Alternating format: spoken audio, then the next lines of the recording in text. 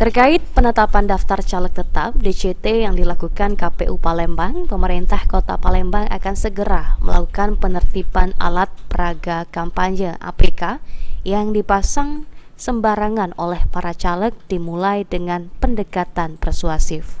PJ Wali Kota Palembang, Ratu Dewa mengutarakan untuk menjaga pelaksanaan pileg tetap aman dan juga demi menjaga wajah Kota Palembang tetap indah, penataan APK caleg akan dilakukan sesuai dengan ketetapan KPU dan Bawaslu Palembang.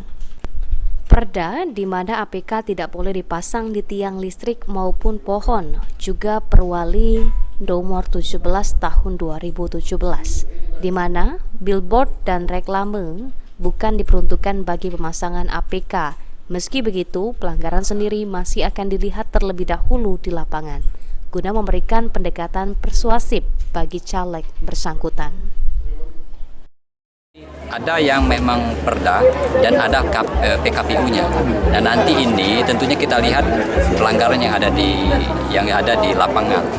Nah, butuh sosialisasi dan pendekatan persuasif dari berbagai macam komponen, mulai dari calon legislatif itu sendiri dan juga calon-calon umpamanya ya mau calon wali kota dan lain sebagainya untuk mentaati semua aturan yang ada. Sebagai contoh, ketika Perda mengatur tentang tidak diperkenankan para calon memasang atribut alat peraga di tiang listrik, maka tolong patuhi itu, termasuk di batang-batang pohon.